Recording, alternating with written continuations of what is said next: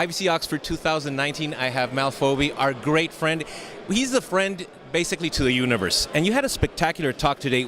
What is the message you are trying to give us, these new generations of surgeons? The message is, as surgeons, we should concentrate on the disease obesity and the patients who have that disease, because there are many other conditions that are treatable by the surgeries that we use.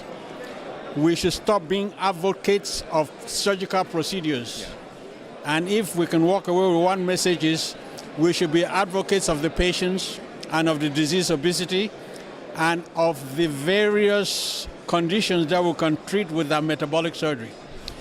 Wonderful message, and it's good that we can get that message across. We have a previous interview with you. We are obviously an IBC honorary member, and you were talking not just about surgeries, but you were talking about non-surgical approaches as well. Oh yes, because what we give patients as surgery is a tool, and as we learn more about the surgery, we begin to understand that there are some other mechanisms that can be enhanced by the non-surgical treatment.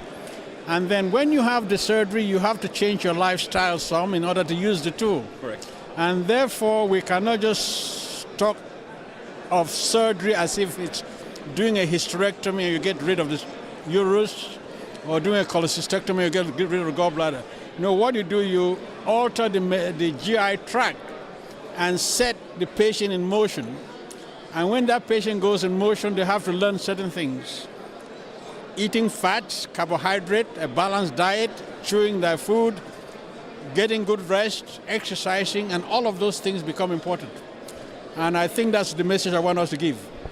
Well, we're so happy you're here at IBC. Now, how do you feel at IBC? I'm pretty sure you feel welcome. I mean, we just love you. Well, like I said, you started, and like every other organization, it evolves. And the only way you know you're successful is when you're getting people subscribing to your methods. And the people who are participating at this IBC conference, I see at least 5 past IFSO presidents here, a couple of ASMBS presidents here. It means you're doing something good.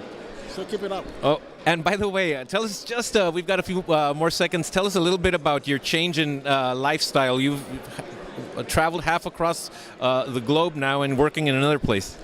Well, it's a change. I have a young man whom I think is very smart. He has about the busiest bariatric center in Asia. He does more than 100 cases a month. He has a large volume of patients he operates on, and he said, I need an older surgeon to give me some guidance, and brought me over as Director of Research and Training. And we have a lot of data, we're massaging, and we're getting a lot of information that is going to help direct the bariatric field. We're getting information on the sleeve, which the people who advocate the sleeve are not willing to talk about. We're getting information on the one anastomosis gastric bypass, which the people who are doing don't want to talk about. We're getting information on the gastric bypass that the people don't want to talk about. So with that volume of knowledge, once we publicize these procedures, then we can see that some of them are good in certain situations and not good in certain situations. And most importantly, no one operation fits everybody. So I'm glad where I am. I'm getting to sit back and have no economic interest and be able to look at the outcome and share the data with you. Well, we're looking forward to you sharing the data, and we're looking forward to IBC Oxford 2020.